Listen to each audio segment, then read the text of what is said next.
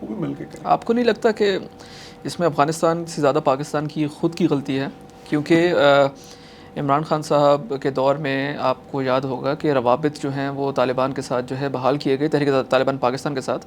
और उस वक्त के इंफॉर्मेशन मिनिस्टर खैबर पुख्तनख्वा काफ़ी दफ़ा ये कहते रहे कि हम लोग कौमी धारे में तालिबान को लाना चाहते हैं, और वो अगर कौमी धारे में आएंगे तो वो इस चीज़ को तर्क कर देंगे। लेकिन उसके बिल्कुल बरक्स हुआ। अब हम लोगों को पता है कि दीर की पहाड़ियों पे, स्वात की पहाड़ियों पे, ये जितना पूरा बेल्ट है, यहाँ दहशतगर्द जो हैं उनका एक तरह से कब्ज़ा भी समझ लें, और जो टूरिस्ट हैं वो भी नहीं जा सकते, क्योंकि उनको इस चीज़ का ख़दशा होता है कि शायद जो है वो पुलिस की रेड जो है उस इलाके में शाम के बाद नहीं होती, क्योंकि तालिबान का वहाँ ज़ोर है। तो आपको नहीं लगता कि पाकिस्तान बार बार हम लोग औरों पे ब्लेम करने से पहले हम खुद अपने आप को देखें कि हम इस तरह के फ़ैसले कर लेते हैं जिसका बाद में हम लोगों को खामियाजा भी भुगतना पड़ता है, और फिर हम किसी को लाइबल भी नहीं कर सकते कि इसका ज़िम्मेदार कौन है और उसकी अकाउंटेबिलिटी जो है वो पूरी तरीके से हो? देखिए, अलमिया ये है कि कई बार कुछ ऐसे फ़ैसले होते हैं जिनके बहुत ही दूरस्थ असरात होते हैं, तो उस वक़्त उस पे शायद इतनी ज़्यादा कंसिडरेशन नहीं होती। अब ये सारी चीज़ों की बुनियाद कहाँ से पड़ी? जब रूसी आए, रशियंस, जब उस वक्त सोवियत यूनियन था, उन्होंने जब इन्वेड किया अफ़गानिस्तान को, तो उस वक़्त ये थ्योरी बनी कि जी वो गर्म पानियों की तरफ, वार्म वाटर थ्योरी जिसको कहते हैं ना, आना चाहते हैं। बाद में हिस्टोरिकल शायद उसके कोई नहीं मिले ऐसे। जी। अच्छा, अमेरिकन ने उस वक़्त जो है ना, वो कोल्ड वॉर चल रही थी, अमेरिकन को जहाँ मौका मिलता था उनको वो ज़ाहिर कोशिश करते थे कि रशियंस को ना कमज़ोर करें, और ज़ाहिर ये बड़ा एक अच्छा मौका था उनको कमज़ोर करने का कि वहाँ पे गुरिल्ला फाइटिंग और रेजिस्टेंस है। हम जब उस रेजिस्टेंस का हिस्सा बने, फिर एक पॉलिसी शुरू की गई कि पूरी दुनिया से जो है ना, जो शिद्दत पसंद हैं, उन्होंने कहा जी हम जहाद की, ये भी उनकी पॉलिसी थी, जहाद की क़ुव्वत को हम इस्तेमाल करते हैं सोवियत यूनियन को जो है ना, इनको रेजिस्ट करने के लिए, उनको कमज़ोर करने के लिए। अच्छा, वो सारी गुरिल्ला फाइट पूरी दुनिया से, अब देखें उसमें किस किस्म के लोग आए, उसामा बिन लादेन भी आया, और पूरी दुनिया से वो सारे आए, और उससे हमारे इस रीजन में एक वो एक्सट्रीमिज़म की लहर आई, एक वो जो जहादिज़म जिसको ये कहते हैं। फिर जब वो सोवियत चले गए तो फिर वो सारे अगेंस्ट अमेरिका टर्न कर गए, और फिर उसके बाद वो शुरू। अब हमने उस वक्त सोचा नहीं कि हम ये क्या कर रहे हैं। ये इसी तरह था कि जिस तरह आप जो है ना, एक जो है ना, कुछ लोग इसको कहेंगे जी एक फ्रैंकनस्टाइन मॉन्स्टर क्रिएट कर दिया, कुछ लोग कहेंगे कि जनी आउट ऑफ द बॉटल, या आपने एक पेंडोरास बॉक्स खोल दिया, तो जो भी। लेकिन वो बाद में फिर उससे जो हुआ वो किसी के कंट्रोल में नहीं था। बाद में अमेरिकन को भी देखें उसका क्या नतीजा भुगतना पड़ा, वो 9/11 हुआ वहाँ पे, और फिर उसके बाद वो सारी जंगें जो 9/11 की वजह से हुई, मिलियंस ऑफ लोग जिसमें कि अनफॉर्चुनेटली 9/11 के बाद जो जंगें उसमें कितने लोग इफेक्ट हुए। पाकिस्तान में क्या हुआ, हमारे इलाकों में जो है ना एक्सट्रीमिज़म भी फैली, ये टेररिज्म जो है, ये जब तालिबान बने, फिर TTP और सारा, ये सारा उस दौर की यादगार है बेसिकली। अब इसमें मुख्तलिफ़ मौक़ों पे मुख्तलिफ़ स्ट्रेटजीज़ अपनाई गई। किसी वक्त ये मुज़ाकरात कई मौक़ों पे हुए, मतलब इस जो है आपको पता है, आप पाकिस्तान में ये सारे जो है, ये कोई ऐसी वो जो है ना, ये तो सारा पब्लिक डोमेन में है। अब हर बार उसका नुकसान ही हुआ। आप देखें अभी जो है पॉलिसी वो क्लियर है कि जी ये जो है ना, इसको अगर ख़त्म करना है तो उसके लिए एक होलिस्टिक पॉलिसी अपनानी होगी ना। एक नेशनल एक्शन प्लान आया था, आपको पता है, जिसके इतने ज़्यादा प्रॉन्ग्स थे। उसमें एक काइनेटिक उसका प्रॉन्ग भी है, फिर एजुकेट करने का प्रॉन्ग भी है। क्योंकि देखें जो आइडियोलॉजी होती है ना, जब आपने उससे निपटना होता है तो आपको बेसिकली सिर्फ, क्योंकि ये सबने देखा है, आप एक अगर चल रही एक टेररिस्ट ऑर्गेनाइजेशन, उसके सरकर्दा लोग जो उनसे नहीं भी रहते और आ जाते हैं जी। फिर आप क्या करें, आपको ग्रास रूट्स पे जाके देखना है कि किस तरह से उसको मसले को हल करें। अच्छा, इसमें अफ़गानिस्तान की आपको मदद भी दरकार होगी, उनकी मदद के बगैर ये मसला नहीं हल होगा। तो लेकिन उनको हमने ये इंश्योर भी करना है कि वो जो उनकी मदद चाहिए वो करें बीच में, जो उन्होंने कंट्रीब्यूट करना है, और ये कोई वो हमारे पे एहसान नहीं करेंगे, ये उनके लिए भी ज़रूरी है, बिकॉज टेररिज्म से वो भी निपट रहे हैं। कई ग्रुप्स उधर ऐसे हैं जो उन जी। पे अटैक कर रहे हैं इस वक्त। और फिर देखें, ये हमेशा उनको भी ये सोचना चाहिए जो हुआ कि आज आप किसी कई मुल्कों ने ये देखा है कि आज किसी टेररिस्ट ग्रुप्स को वो जो है ना किसी हद तक सपोर्ट करते हैं या उनको पनाह देते हैं, बाद में वही टेररिस्ट ग्रुप्स किसी वक्त उनके खिलाफ हो जाते हैं, उन्हीं से लड़ना शुरू कर देते हैं। ये तो बारहा हुआ है हिस्ट्री में, तारीख में। तो इसमें हमें जो करना है, एक तो वो जो होलिस्टिक एक पॉलिसी है ना जी, उसको सही तरह से उस पर अमल करना है। फिर अफ़गानिस्तान से भी मिल के देखें, हमारे पास जो लेवरेजेस हैं उसमें कई लेवरेजेस हैं। डिप्लोमेटिक लेवरेज तो है एक, लेकिन साथ ही साथ इकोनॉमिक लेवरेज भी है।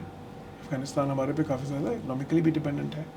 फिर उसके साथ ये लेवरेज भी है कि उनके लोग इधर आना चाहते हैं। ज़ाहिर है बॉर्डर की जो है, आप बॉर्डर बंद कर दे तो मुसीबत पड़ जाती है। जी। कई किस्म की लेवरेजेस हैं। तो हमें इस वक्त एक बहुत ही वाइज पॉलिसी की ज़रूरत है और एक बहुत ही हमगीर जो है ना एक होलिस्टिक पॉलिसी की ज़रूरत है। और ये मसला कोई ऐसा नहीं है कि जो दिनों में हल होगा, ठीक है ना। ये एक थोड़ी सी लॉन्गर टर्म अप्रोच हमें रखनी पड़ेगी। जहाँ पे काइनेटिक एक्शन करना है वो करना है, जी। जहाँ पे इंटेलिजेंस गैदरिंग है वो ज़रूरी है, जहाँ पे इंटेलिजेंस शेयरिंग है वो भी ज़रूरी है। अच्छा, जहाँ पे अगर आपने जो है ना रिहेबिलिटेट करना है वो भी करना है। अच्छा, जहाँ पे जो है ना एजुकेट करना है वहाँ पे भी। जहाँ पे फिर एक और चीज़ है जो मैंने पहले भी कही, अगर आपके कुछ रीजन्स इकोनॉमिकली डिप्राइव्ड हैं बहुत ज़्यादा, वहाँ पे लोगों को मुलाजमतें नहीं मिल रही, तो उनको एक टेररिस्ट ग्रुप कहता है अच्छा जी हम महीने के आपको 50,000 देंगे, तो रिक्रूट्स उनको मिलेंगे। तो उसकी भी ज़रूरत है कि आप देखिए, जब इकॉनमी चलती है ना तो फिर जॉब्स जब ज़्यादा क्रिएट होती हैं और लोगों को अच्छे अपॉर्चुनिटीज़ मिलते हैं तो फिर उनको रिक्रूट्स भी कम मिलते हैं इस तरह की ऑर्गेनाइजेशन को। तो ये एक मुश्किल जो है ना चैलेंज है। और ये डिमांड करता है कि एक बहुत ही जो है ना वेल थॉट आउट, जो उनसे ना वेल डिलिब्रेटेड और कॉम्प्रिहेंसिव अप्रोच जो उनसे है ना उसकी डिमांड करता है। तो उस वक्त की रिजीम का फैसला आपके मुताबिक ठीक था या गलत था? ठीक है, मैं पिछले रिजीम्स पे क्या कमेंट करूँ। मैंने तो ये बताया कि कितनी बारहा हुआ है ये, मतलब जो उनसे ये ना, और हर बार जब भी ये हुआ है वो उसका फ़ायदा नहीं हुआ। पाकिस्तान और अफ़गानिस्तान में जो आपने बातें बताई, इसके साथ एक और चीज़ हम लोगों ने पिछले कुछ अर्से में देखी है कि वो मुश्तरक है, और वो है चीन का रोल। चाइना चूँकि एक उभरती हुई सुपर पावर है, और कम अरसे में ये प्रिडिक्ट भी किया जा रहा है कि China will be the next super power of the world, and super power after a very long time, जो पीसफुल को एग्जिस्टेंस पे बिलीव करती है, इकोनॉमिक पॉलिसीज़, इकोनॉमिक रिफॉर्म्स पे बिलीव करती है, rather than fights and Wars and everything. तो अफ़गानिस्तान जो है चाइना के साथ, चाइना पाकिस्तान अफ़गानिस्तान, ये जो एक तिकोन है, ट्रिनिटी जिसको अगर आप कहें, ये एक क्या रोल जो है वो फ्यूचर में इस रीजन के लिए प्ले कर सकते हैं? क्योंकि अगर पाकिस्तान और अफ़गानिस्तान के माबैन दहशतगर्दी के वाक़यात, दहशतगर्दी को एक्सपोर्ट करने के अफ़गानिस्तान की तरफ से वाक़यात जो है, अगर ये ज़्यादा बढ़ते हैं, तो चीन का रोल आप इस खित्ते में फिर क्या देख रहे हैं? क्या चीन सालस का किरदार अदा करेगा, या चीन अपनी उसी पॉलिसी पर कामज़न रहेगा कि वो किसी दूसरे मुल्क के इंटरनल मैटर्स में इन्वॉल्व नहीं होना चाहता? जी, देखिए बिल्कुल, इसमें जो आपने बात की ना, उसमें एक चीज़ और मैं अपने जो पिछला मैंने जो आपका है ना, वो इसमें इसी सवाल के हवाले से ऐड करूँगा उसमें, कि पाकिस्तान की अब अफ़गानिस्तान से एक तो बायलैटरल अप्रोच चल रही है ना, जी।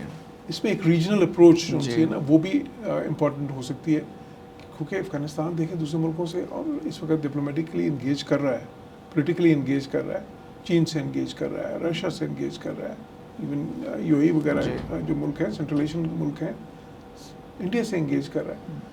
तो एक रीजनल अप्रोच जो है वो उन पर ज़्यादा जो है ना शायद उनको इम्प्रेस अपॉन कर सकती है, उन पर ज़्यादा इस चीज़ का असर हो सकता है अगर हम सिर्फ बायलैटरल के साथ साथ रीजनल अप्रोच की तरफ जाएं। अब उसमें चीन का रोल बहुत अहम होगा। चीन जो है ना, उसकी जो पॉलिसीज़ होती हैं ना, उसमें आपको हमेशा बहुत विजडम भी नज़र आती है और बहुत ज़्यादा उसमें लॉन्ग टर्म थिंकिंग नज़र आती है, पेशेंस बहुत ज़्यादा होता है। बिल्कुल, वो पेशेंस उनसे उनमें एक स्ट्रेटेजिक पेशेंस उनमें है जो हमें उनसे सीखनी भी चाहिए। देखें जब, और ख़ुसूसन जो डेंग शाओपिंग जैसे लोग जो उनसे, वो मतलब देखिए किस तरह से डेंग शाओपिंग ने उस वक्त सोचा कि अगर हमने इकोनॉमिकली डेवलप करना है तो हमें सबसे पहले जो अपने जो नेबर्स हैं ना उनके साथ ताल्लुकात जो उनसे हैं उनको एटलीस्ट जो उनके साथ हमारे जो इरिटेंट्स चल रहे हैं, जो थोड़े से कॉन्फ्लिक्ट चल रहे हैं, उनको डिफ्यूज़ करना होगा। और उनके सबके साथ चल रहे थे। जब देखिए उनके वियतनाम के साथ तो जंग हुई, रशिया के साथ उनका मसला था, इंडिया के साथ मसला था, और ये बॉर्डर के डिस्प्यूट्स थे, टेरिटोरियल डिस्प्यूट्स थे। बाकी जो मुल्क थे वो भी उनसे खुश नहीं थे। उन्होंने सबके साथ एक वो किया, डिफ्यूज़ करके एक नॉर्मलाइजेशन की उन्होंने, जिसमें अपना प्रिंसिपल स्टैंड रखा। उन्होंने ताइवान पे प्रिंसिपल स्टैंड कायम है उनका, इंडिया के साथ जो मसाइल है उसमें प्रिंसिपल स्टैंड कायम है, लेकिन साथ साथ ट्रेड भी चल रही है, साथ साथ बाकी इंट्रैक्शन भी चल रहा है, एक नॉर्मल जो है ना डिप्लोमेटिक डिस्कोर्स भी है। तो अच्छा, इसी तरह अब वो और बड़े प्रैग्मेटिक भी हैं। तो चाइना ने क्या किया अफ़गानिस्तान के साथ भी देखें, उनकी इंगेजमेंट अफ़गानिस्तान के साथ कितनी ज़्यादा है इस वक्त। वो इकोनॉमिकली भी इंगेज कर रहे हैं अफ़गानिस्तान के साथ इस वक्त, जो कि बहुत ज़्यादा मुल्क और नहीं कर रहे हैं, यू नो उस तरह से। मतलब जब मैं कह रहा हूँ इकोनॉमिकली इंगेज कर रहे हैं, तो मैं कह रहा हूँ कि इन टर्म्स ऑफ इन्वेस्टमेंट्स भी कर रहे हैं, यू नो।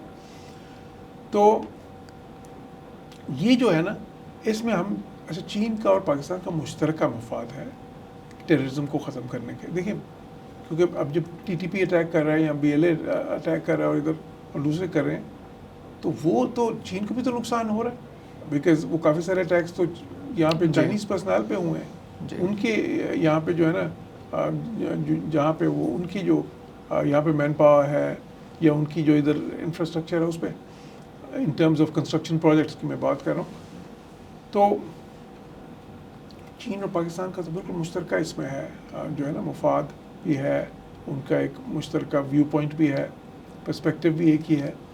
तो बिल्कुल पाकिस्तान को उसमें चीन के साथ मिल के अफ़गानिस्तान, और देखिए बिल्कुल ये बात ठीक है कि चीन जो है उसकी लॉन्ग स्टैंडिंग पॉलिसी है कि वो दूसरे मुल्कों के इंटरनल मैटर्स में नहीं आता, लेकिन ये कोई इंटरनल मैटर नहीं है अफ़गानिस्तान का। अगर उधर से टेररिज्म एक्सपोर्ट हो रही है दूसरे मुल्कों को, तो ये कोई इंटरनल मैटर नहीं है, बिल्कुल। ये तो फिर एक जो है ना इंटरस्टेट इशू बन जाता है। तो इसमें तो चीन बिल्कुल एक रोल प्ले कर सकता है, एक पॉजिटिव और कंस्ट्रक्टिव रोल प्ले कर सकता है, बिकॉज वो भी इफेक्ट हो रहे हैं जी।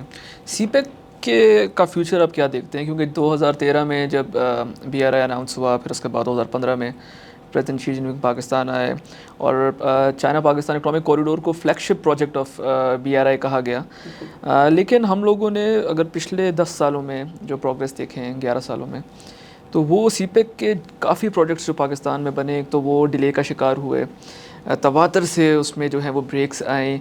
उसमें हम बहुत कुछ कह सकते हैं कि दहशतगर्दी थी, स्टेबिलिटी थी, एवरीथिंग, लेकिन जिस तरह पाकिस्तान फोर्सी कर रहा था अपनी इकोनॉमिक प्रोग्रेस अंडर CPEC, वो उस तरह से हो नहीं सकी। और आज भी अब जब सेकंड फेज़ का जो आगाज़ है वो हो रहा है, उसके बारे में भी चाइनीज़ एंटरप्राइजेस पाकिस्तान में है, दे आर नॉट होपफुल, क्योंकि for starters they are not able to take out their profits from Pakistan. State bank की रेगुलेशंस, ऑल्दो वो सिर्फ चाइना के लिए नहीं है, वो बाकी ममालिक के लिए भी हैं, लेकिन चाइनीज़ एंटरप्राइजेस अपने लेके नहीं जा रहे हैं। और चाइनीज़ एंटरप्राइजेस ने ही पाकिस्तान में आके सेकंड फेज़ में भी काम करने, क्योंकि टेक्नोलॉजी ट्रांसफ़र उन्हीं की तरफ से होगा।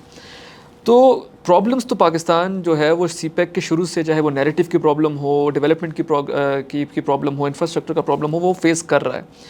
करा के किसी तरीके से फ़ेज़ 1 जो है वो पाकिस्तान ने कंप्लीट कर लिया। सेकंड फेज़ का फ्यूचर आप क्या देखते हैं? क्या इसको हम लोग कंप्लीट कर सकेंगे, या ये उसी तरह की एक पॉलिटिकल सी बात रह जाएगी कि CPEC का दूसरा फेज़ जो है वो चल रहा है, और जिस तरह से BRI बाकी खित्तों में डेवलपमेंट कर रहा है वो करता रहेगा, और CPEC जो है वो एक पोलिटिसाइज होकर एक मामला जो है वो रह जाएगा? देखिए, CPEC जो है ना एक बहुत बड़ा मंसूबा है। BRI जाहिर है कि एक ग्रैंड विजन था चाइना का, और वो विजन क्या था? वो विजन यही था कि ट्रेड और इन्वेस्टमेंट जो है लिंकेजेस को प्रमोट करना है, बिकॉज एक ज़माने में तारीख में वो जाहिर है ये जो शाहराह रेशम जिसको हम कहते हैं, सिल्क रूट एक रहा है ना, तो चीन दुनिया की ट्रेड में और इकोनॉमी में चीन का बहुत अहम हिस्सा था, तो वो रिवाइव करना चाहते हैं उसको। अभी एक पॉजिटिव कंस्ट्रक्टिव चीज़ है, बेस्ट के उसके बारे में कुछ खदशात हैं, लेकिन मेरा ख्याल है कि इस पे हमने बहुत सारे इधर सेमिनार्स और वो मैंने भी अटेंड किए, आपने भी किए, जिसमें हमने ये बताने की कोशिश की है कि वो खदशात जो हैं वो शायद इतने ज़्यादा वेल फाउंडेड नहीं है। तो अब हमने क्या किया उस पर देखिए, चाइना के साथ जो हमारे इक़्तिसादी ताल्लुकात हैं ना, वो बहुत इस वक्त सबसे बड़ा हमारा जो इक़्तिसादी रिश्ता है दुनिया में किसी भी मुल्क के साथ, वो चाइना के साथ है। वो हमारे सबसे बड़े ट्रेड पार्टनर्स हैं, सबसे बड़े ट्रेड पार्टनर इतने बड़े हैं कि वो जो नेक्स्ट हमारे चाइना के बाद जो कई पार्टनर्स आते हैं उनको मिला के भी हमारी तिजारत जी। का हजम उनसे ज़्यादा है चीन के साथ। हमने उसको भी मेरे ख्याल में सही मैनेज नहीं किया, जी और ये मैं बात बहुत अरसे से कह रहा हूँ। देखें एक टाइम पे हमारा कोई 25-30 बिलियन 25 बिलियन तक का डेफिसिट बन गया चाइना के साथ ट्रेड में। जब चीन के साथ हमारी इतनी ज़्यादा ट्रेड भी है, इन्वेस्टमेंट कॉपरेशन भी है, ट्रेड का जैसे मैंने बताया, हमने जब FTA साइन किया उनके साथ, उस वक़्त वो भी थोड़ा सा मतलब उस पर इतनी डिलिब्रेशन नहीं हुई। बाद में फिर हमें ख्याल आया कि जी इसमें तो गलतियाँ रह गई हैं, फिर हमने दोबारा उनसे रिक्वेस्ट की, फिर उसको खैर अमेंडमेंट्स उसमें करने के लिए फिर उन्होंने कहा कि ठीक है। अब ये देखिए सारे होमवर्क पहले होने चाहिए थे। अब जो मुआहदे साइन करते हैं पाकिस्तान जिस तरह करता है, आपका हर मुआहदा जो है आखिर में वो डिस्प्यूट में चला जाता है, और फिर पाकिस्तान को वो भी पता चलता है $8 बिलियन का फ़ाइन हो गया है, कभी $2 बिलियन का हो गया, कभी हम क्यों नहीं है उस पर पहले उसको जो है ना प्रॉपर्ली वो मुआहदे जब होते हैं उसको क्यों नहीं प्रॉपर्ली फ्रेम किया जाता, क्योंकि उसमें क्यों नहीं इसका एस्केप क्लॉजेज और सारा कुछ उनसे प्रॉपर इनकॉर्पोरेट किया जाता। तो ये जो है ना इंस्टीट्यूशनल इनकैपेसिटीज़, या इस तरह के जब मुआहदे हम साइन कर लेते हैं उस पर हम जल्दी में आपके इंस्टीट्यूशंस फिर वो जो जिनका काम था ये जो है ना उन्होंने अपना काम सही नहीं किया ना। आपकी ट्रेड उसके बाद वो जो है ना एकदम इतनी ज़्यादा उसमें चली गई डेफिसिट में कि आपका बैलेंस ऑफ पेमेंट जो है वो आउट ऑफ कंट्रोल हो गया, और उसके बाद आपको इकोनॉमिकली प्रॉब्लम्स आ गई। मतलब सिर्फ वो भी वजह नहीं थी, और भी होंगी, लेकिन द पॉइंट इज़ कि it was a contributing factor. इसी तरह जब चाइना ने अब सीपेक का जो प्रोजेक्ट है उसमें देखिए जब वो इतनी बड़ी इन्वेस्टमेंट करने के लिए पाकिस्तान में तैयार हुए, जब दुनिया में दूसरे मुल्क नहीं आ रहे थे, जब हमने तो कई बार जब हमारे पे इतराज़ होते थे ना जी आप सीपेक कर रहे हैं, और जब मैं क्योंकि यूरोप में भी काफ़ी जगह पे एम्बेसडर रहा हूँ, तो हम उन्हें कहते थे कि आप आइए, आप इन्वेस्ट करें ना पाकिस्तान में, वैक्यूम क्रिएट हुआ है तो वो चाइनीज़ फिल कर रहे हैं ना जी। लेकिन अब मसला ये ना, देखें अगर आप इन्वेस्टमेंट जब करते हैं तो ये तो फिर आपका काम है ना, देखें कि जी कौन से शोबों में करनी है, राइट जी। अगर आज आपने आइडल कैपेसिटी इतनी ज़्यादा क्रिएट कर दी है RPPs में, तो इसमें किसकी गलती है? कहीं ना कहीं गलती तो हुई है ना, प्लानिंग में गलती हुई है, स्ट्रेटजी में गलती हुई है। लेकिन ये भी हमारा कमाल है कि वही लोग जो उनसे हैं जिन्होंने गलतियाँ की होती हैं, वही पता चलता है कि हुकूमतें बदलती रहती हैं, वो नहीं बदलते, लेकिन वो लोग नहीं बदलते, और वो कई बार ऐसी गलतियाँ की होती हैं जिससे बिलियंस ऑफ डॉलर्स का आपको नुकसान हो गया होता है ना। तो देखें बात यह है कि हमें ये देखना था कि सीपेक से हम सबसे ज़्यादा फ़ायदा पाकिस्तान की इकोनॉमिक उसमें कहाँ से उठा सकते हैं, ठीक है जी,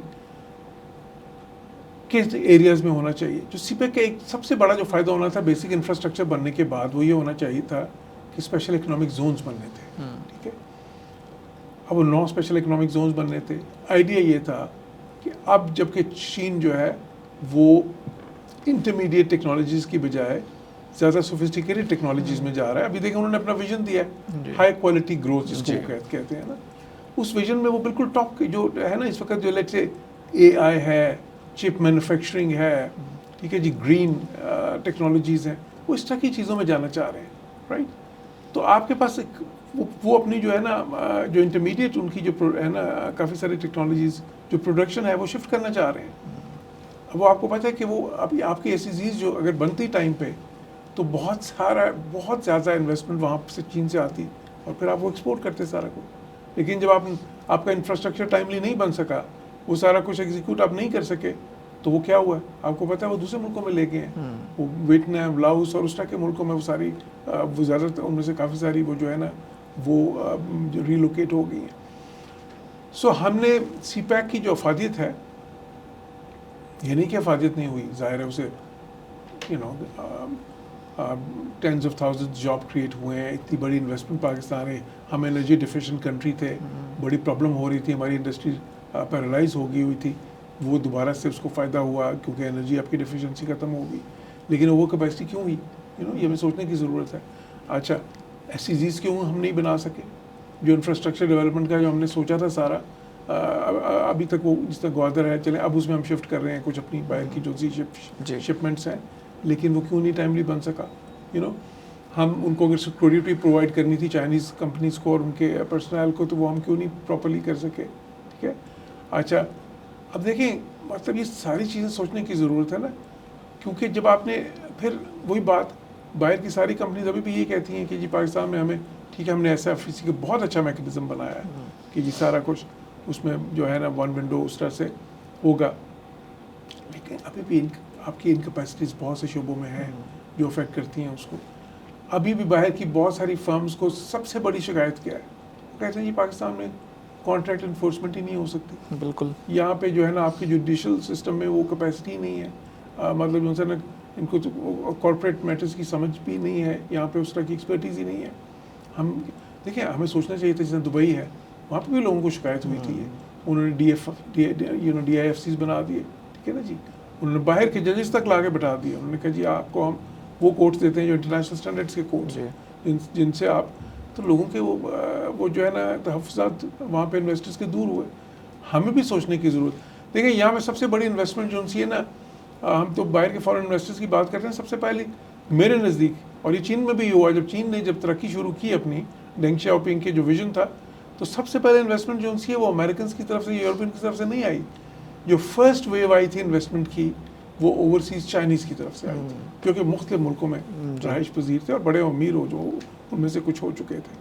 ताइवान से बहुत आई, वो जो चाइनीज़ अमेरिका में थे, जो यूरोप में थे, जो सिंगापुर में थे, इन सारे जो मलेशिया में थे। लेकिन हमारे ओवरसीज़ पाकिस्तानी आज पाकिस्तान क्यों नहीं इन्वेस्ट करते? पता है यहाँ पे ज़मीन लेंगे तो कल को पता नहीं उस पर कब्जा हो जाए। ट्रस्ट डेफिसिट है सबसे बड़ी बात। ट्रस्ट डेफिसिट है उनके, ट्रस्ट डेफिसिट को हवा में नहीं, मतलब है उसकी बुनियादें हैं। वो क्यों है? क्योंकि उनको पता है जी यहाँ पे हमारा कोई मसला, कोई लटक जाए, किराए पे घर दे दें तो खाली कराने के लिए तो हमें 20 साल लग जाएंगे। उनको पता है कि जी गवर्नमेंट के किसी डिपार्टमेंट में हमें जाना पड़ जाए तो हमारा काम जो है ना बगैर सिफारिश के या बगैर, अनफॉर्चुनेटली बगैर पैसे के नहीं होगा। अब जो उनसे फिर चीज़ें अभी तक हमने ऐसी बनाई हुई हैं। आपको पता है आज भी मेरे बिजनेसमैन दोस्त मुझे बताते हैं, आज आप एक नया बिज़नेस शुरू करें, 28 किस्म के डिपार्टमेंट्स हैं जो फिर उसके बाद आ जाते हैं आपके पास, कि कोई टैक्स वाले हैं, कोई EOBI है, कोई वो करते भी, उनमें से काफ़ी सारे डिपार्टमेंट्स असल में कुछ नहीं करते, लेकिन बंदिशें इतनी ज़्यादा हैं, वो मतलब उनसे ना, तो इसलिए ना मतलब ईज़ ऑफ बिजनेस नहीं है, बिजनेस फ्रेंडली इन्वायरमेंट अभी तक हम नहीं क्रिएट कर सके। बहुत से शोबों में मोनोपोलीज अभी भी कायम है आपकी। देखिए क्योंकि मैं इकोनॉमिक्स का भी स्टूडेंट हूँ, ये आपके इकोनॉमिक डिस्टॉर्शंस हैं, ठीक है ना, जो कि कंपटीशन को जो है ना, एक जो फेयर कंपटीशन है ना, उसका एनवायरनमेंट क्रिएट नहीं करते, एक कंड्यूसिव एनवायरनमेंट क्रिएट। और जब तक आपका एक फेयर कंपटीशन का एक कंड्यूसिव एनवायरनमेंट क्रिएट नहीं होगा, एक ऐसा एनवायरनमेंट क्रिएट नहीं होगा जिसको जो बिज़नेस फ्रेंडली होगा, जिसमें नई कंपनीज़ के लिए जो है ना बहुत सारे मौके इस सेंस में होंगे कि उनको ये सारे मुश्किलात नहीं आएंगी, तब तक आपका इन्वेस्टर नहीं आएगा, आपका अपना इन्वेस्टर इन्वेस्ट नहीं करेगा। मतलब अनफॉर्चुनेटली मैं आपको आज ये बात बताता हूँ जो सी है ना, कि आपके जो IT के शोबा है ना, उसमें अभी हमारी $3 बिलियन की जो है ना उसमें है, जो है ना एक्सपोर्ट हम कहते हैं, लेकिन मुझे IT के बहुत ज़्यादा जो खुद वो लोग हैं जो कि इसमें इन्वॉल्व हैं, बड़ी बड़ी कंपनीज वाले हैं और दूसरे जो से जो खुद एक्सपोर्ट कर रहे हैं, खुद उन्होंने ऑफ द रिकॉर्ड बताया कि जी जो असल है ना आपकी एक्सपोर्ट वो $8 बिलियन के करीब है, लेकिन $5 बिलियन पाकिस्तान आता ही नहीं है। ये फिगर उन्होंने दिया मुझे। वो क्यों नहीं आता? क्योंकि वो कंपनीज जो सी है ना, वो वो ये करती हैं कि वो बाहर वो पैसा वसूल करती हैं और सिर्फ अपना पेरोल जितना उनको है ना, वो सिर्फ पैसा पाकिस्तान लेके आती हैं, बाकी नहीं लेके आते। क्यों नहीं लेके आते? इसलिए कि उनको ट्रस्ट नहीं है यहाँ पे कि उनका पैसा महफूज है, यहाँ पे उनकी इन्वेस्टमेंट दूसरे से महफूज है। सो एक स्केलेटल इन्वेस्टमेंट यहाँ पे की हुई है उन्होंने, क्योंकि पर्सनल तो यहाँ से हायर करते हैं ना। तो इन सब प्रॉब्लम्स की को मद्देनज़र रखते हुए आपको लगता है कि CPEC का जो सेकंड फेज़ है वो कोई पॉजिटिविटी पाकिस्तान के लिए लेके आएगा, या वही जो मैंने आपसे सवाल पूछा कि सियासत का और पॉलिटिक्स का शिकार होकर रह जाएगा? नहीं देखिए, मतलब सियासत से ज़्यादा वो हमारी जो है ना, ये मैंने जो इनकैपेसिटीज़ की तरफ इशारा किया है, मतलब मसाइल तो उधर से जन्म ले रहे हैं ना जी, या हमें देखिए इसका दारोमदार तो हमारे पे है ना। अब वो अगर चाइनीज़ जो हैं, मैंने तो कहा जहाँ मसाइल भी हों तो आप उनके साथ बात करें तो ठीक है, वो तैयार हो जाते हैं। हमें देखने की ज़रूरत है कि कि एक तो ये है कि किस तरह से हम ये सारी चैलेंजेस दूर करें ताकि उनकी इन्वेस्टमेंट जो आए वो स्मूथ हो। दूसरी बात ये भी देखने के लिए कि जो उनकी इन्वेस्टमेंट आए वो सही शोबों में आए, वो शोबे जो कि मोस्ट प्रोडक्टिव हों। देखिए इकोनॉमिक्स का ये पहला असूल है कि जो फ्री मार्केट है ना, वो कहते हैं जी फ्री मार्केट ये डिटरमिन करती है कि मोस्ट प्रोडक्टिव शोबा कौन सा होगा इन्वेस्टमेंट के लिए। गवर्नमेंट ये डिसाइड नहीं कर सकती। ये मतलब ये बुनियादी फ़र्क है जो है ना कैपिटलिज्म में और जो है ना कंट्रोल्ड इकोनॉमीज जो होती हैं उसमें, कि मार्केट डिसाइड्स, ठीक है ना जी। आप मार्केट को डिसाइड करने दें कि जो उनकी इन्वेस्टमेंट आ रही है वो सबसे ज़्यादा कौन से जो है ना मोस्ट प्रोडक्टिव एरियाज़ हैं जिसमें आए।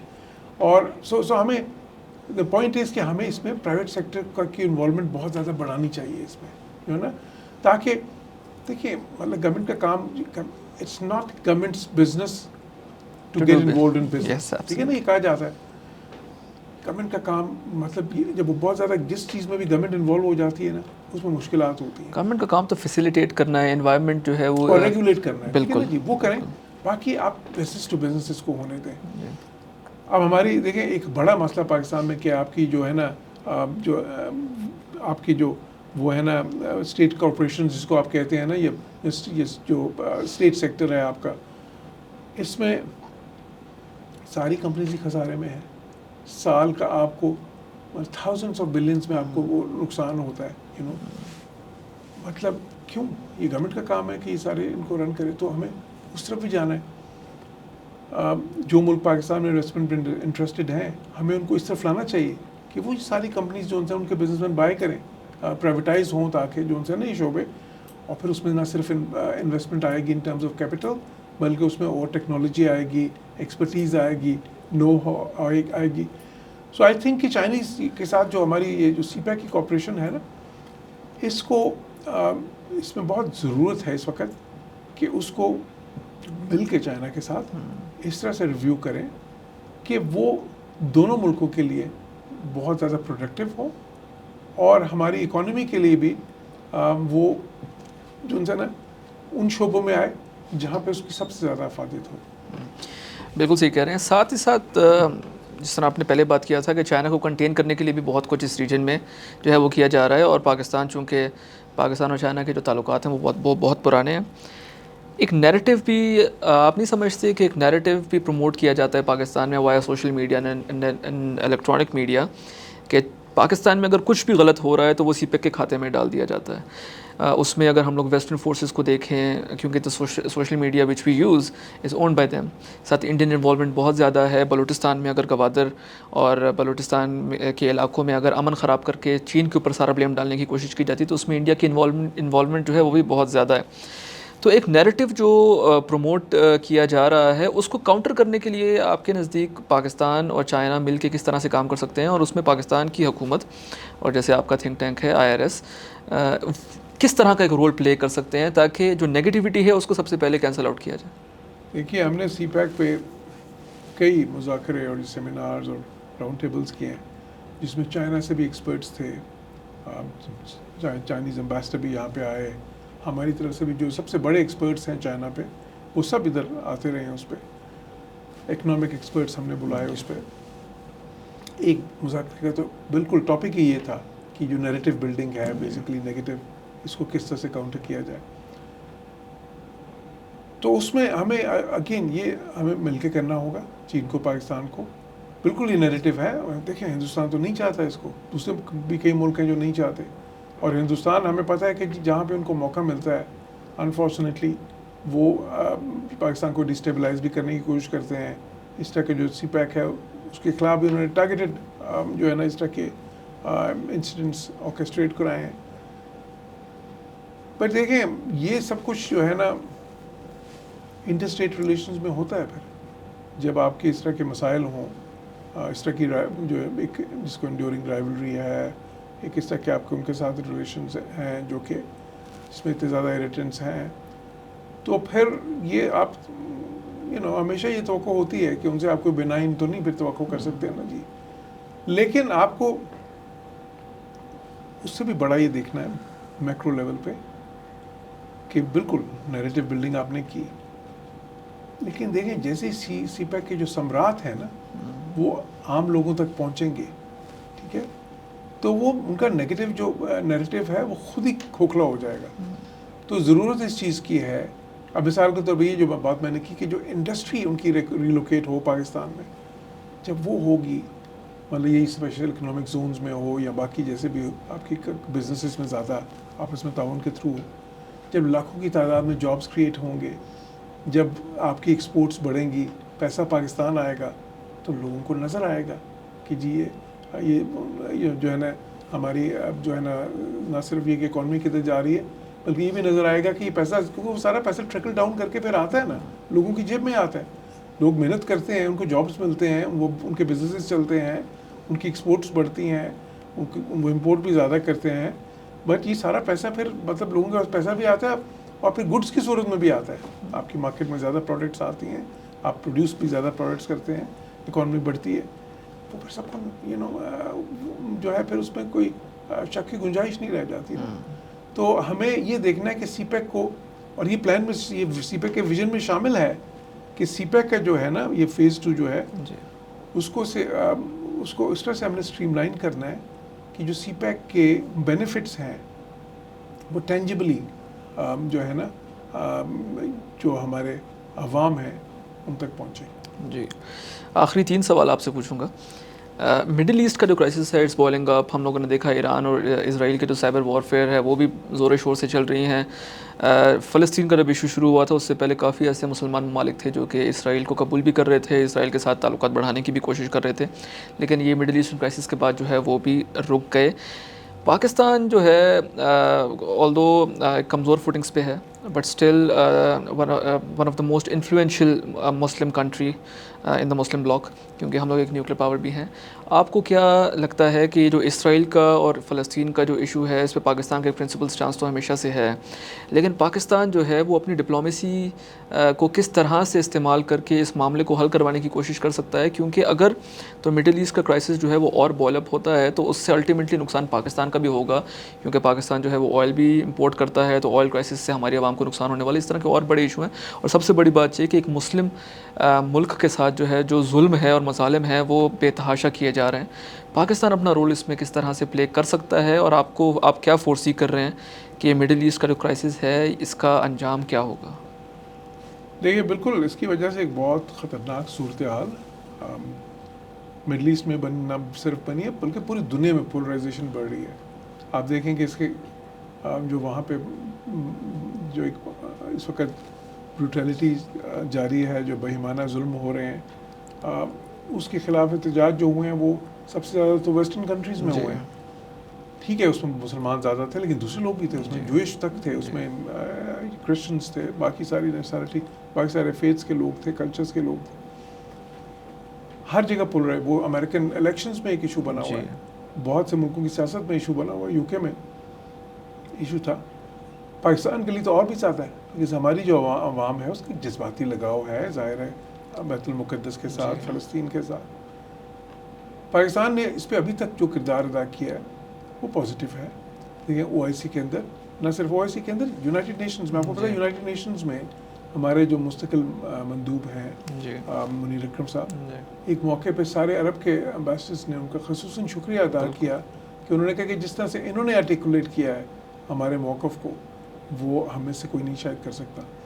तो पाकिस्तान बहुत एक्टिव रहा है यूनाइटेड नेशंस के अंदर और दूसरे मल्टीलैटरल इदारों के अंदर, लेकिन इसमें जो बैक चैनल डिप्लोमेसी इस वक्त चल रही है, ये शटल डिप्लोमेसी चल रही है इस वक्त, जो अमेरिकन ला रहे हैं दूसरे मुल्कों के साथ मिल के, जो वो उसमें क्या वो जो उनकी कोशिश है, क्या इन्विजन कर रहे हैं, वो इन्विजन ये करें कि पहले सीज़ फायर तो हो, ठीक है ना जी, ताकि रुके मसला, और उसके बाद फिर उधर से वो, और उसमें एक प्लान है, आपको पता है वो 3 फेज़ का प्लान है कि पहले फेज़ में ये टेम्परेरी सीज़ फायर होगा, फिर बाकी उसमें नेगोशिएशन होगी, जिसमें कि पहले फेज़ में कुछ जो है ना हॉस्टेजेस रिलीज़ किए जाएंगे, फिर बाकी दूसरे फेज़ में, और उस दौरान फिर ये भी आपस में तय किया जाएगा कि वहाँ पे किस किस्म की सेटअप होगा उसके बाद ना, यानी कौन सी फोर्स तैनात होगी और किसका कंट्रोल होगा उस गज़ा के इलाके में। तो ये सारा इस पर नेगोशिएशंस काफ़ी अरसे से चल रहे हैं, महीनों से चल रहे हैं। कई बार इस तरह लगा कि वो नेगोशिएशन जो हैं वो जो है ना सारे पालेज वो ऑलमोस्ट फ्यूशन तक पहुँच गए, या ये समझे नतीजा खेज हो गए, लेकिन फिर नहीं हुआ।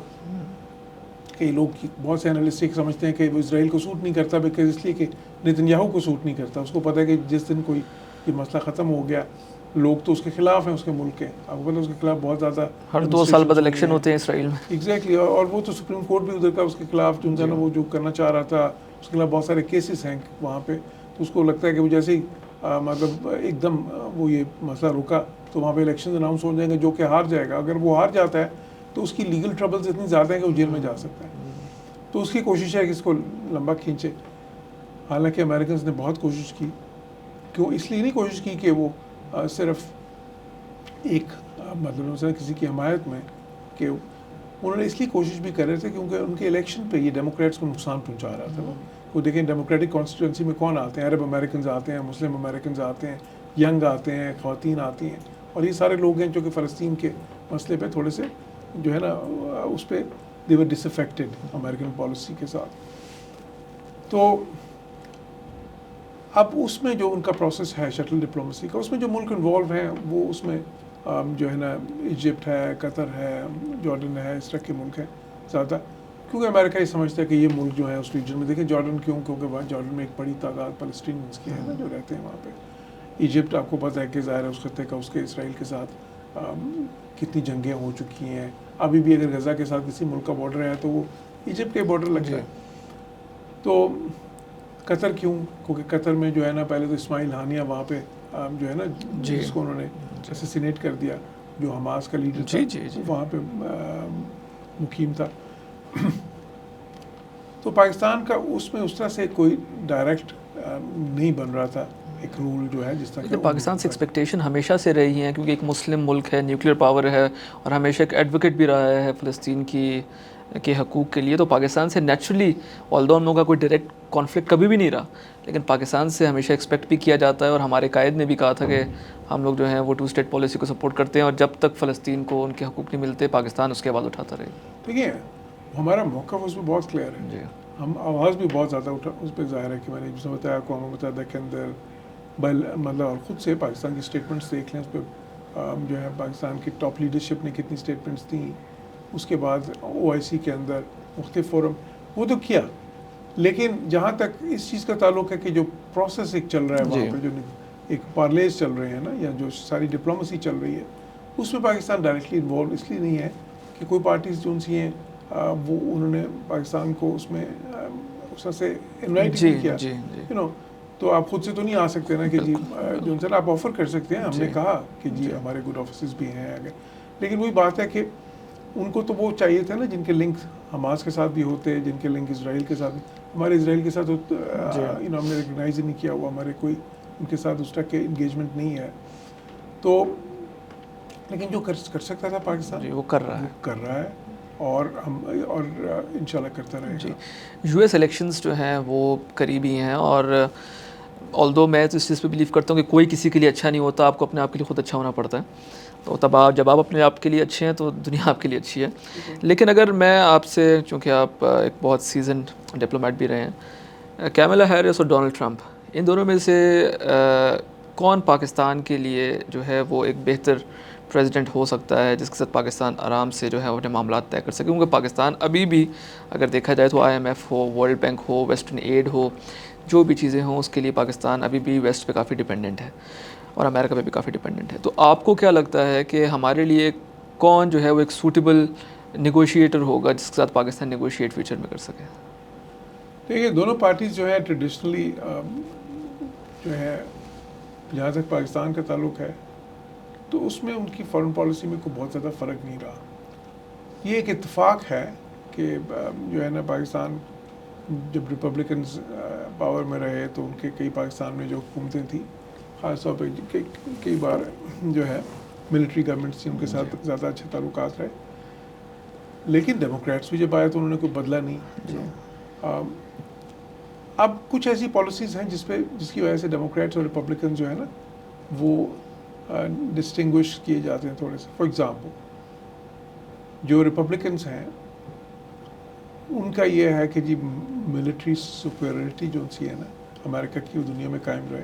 ये दोनों पार्टी चाहते हैं, लेकिन उनका एम्फेसिस पे ज़्यादा है। तो इस चीज़ का चांस है कि अगर वो पावर में आते हैं तो फिर चाइना के ख़िलाफ़ और शिद्दत आ जाएगी उनका जो है ना उसकी कंटेनमेंट पॉलिसी में।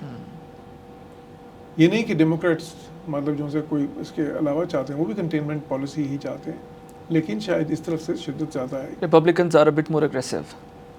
हाँ, उस पर उनकी टोन और टेनर जो है शायद थोड़ा सा ज़्यादा उस पर जो है ना उससे डेमोक्रेट्स के मुकाबले में थोड़ा सा ज़्यादा स्ट्रॉन्ग हो।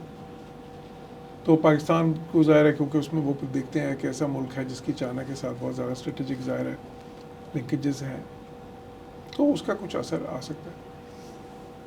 दूसरी चीज़ ये है कि डेमोक्रेट्स जो हैं वो ज़्यादा कहा जाता है, हालांकि वो बहुत सारे मौक़ों पर उनकी पॉलिसीज़ प्रैग्मेटिक ही होती है, लेकिन जनरली वो डेमोक्रेसी की बात करते हैं, ह्यूमन राइट्स की, इस तरह के इशूज़ की बात ज़्यादा करते हैं।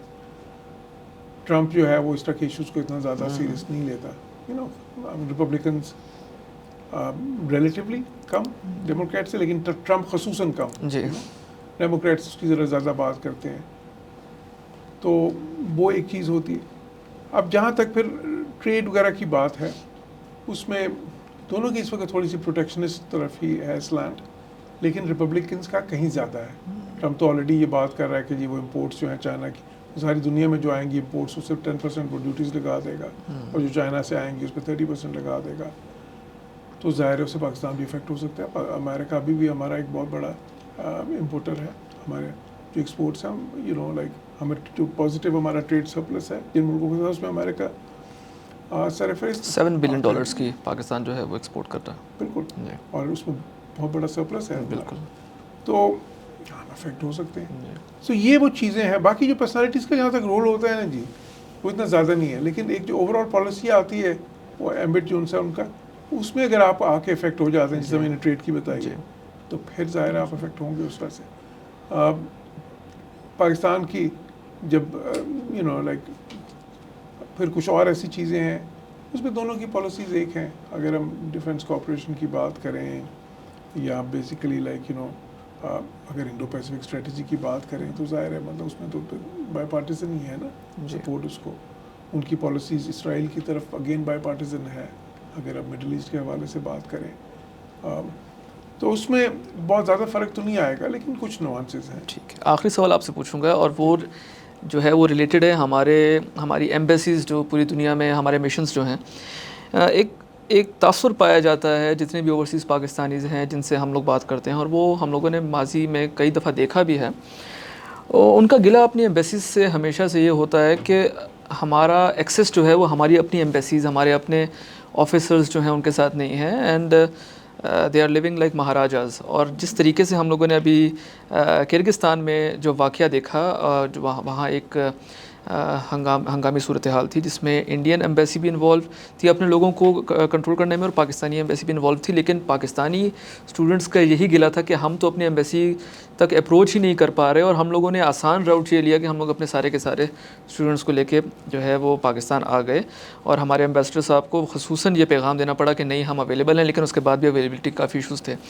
ऑन द कॉन्ट्री अगर हम लोग इंडिया का देखें तो उन्होंने they were totally in contact with their students, और एक भी इंडियन स्टूडेंट जो है वो किर्गिस्तान से बाहर निकल के नहीं आया, और मामले को उधर ही उन लोगों ने ठीक करके कर दिया। तो ये तासुर जो है वो क्यों पाया जाता है कि हमारी एम्बेसीज़ और हमारे एम्बेसडर्स और हमारे डिप्टी एम्बेसडर्स जो हैं वो एक्सेसिबल ही नहीं है हमारे जो वहाँ के ओवरसीज़ पाकिस्तानीज़ हैं, और जिसका गिला बार बार वो करते हैं। देखिए, जहाँ तक मेरे एक्सपीरियंस है तो उसमें तो हम इंश्योर करते थे हमेशा ना, लाइक न सिर्फ एक्सेसिबिलिटी बल्कि ये इंश्योर करते थे कि जी उनके जो इश्यूज़ हैं, उनके जो मसाइल हैं, उसको हल करने के लिए जामे पॉलिसीज़ बनाई जाएँ। अब मिसाल के तौर पे अगर कॉन्सुलर एरियाज़ हैं उनको इम्प्रूव किया जाए। अब देखें जब मैं इटली में था तो हमने एक प्रोसेस शुरू किया जो अभी आके कंप्लीट हुआ है, और उससे बहुत ज़्यादा ये जो है ना अपोस्टल का, जिसकी वजह से पहले जो उनको महीनों की अपॉइंटमेंट्स लेनी पड़ती थी एम्बेसी से सिर्फ अटेस्ट कराने के लिए डॉक्यूमेंट्स ना, और फिर जो है ना लिटरली साल से भी ज़्यादा की, और बड़ी मुसीबत का शिकार हो जाते थे। और ये लिटरली ये मतलब ये समझ लें कि हज़ारों टेंस ऑफ थाउजेंड्स ऑफ पाकिस्तानियों का ये मसला था। दुनिया में ज़्यादातर जो हमारी एम्बेसीज़ हैं उसमें एम्बेसडर्स बहुत ज़्यादा प्रोएक्टिव हैं, कम्युनिटी के साथ बहुत ज़्यादा वो इंगेज्ड हैं, एक्सेसिबिलिटी के मसाइल उस तरह से नहीं है।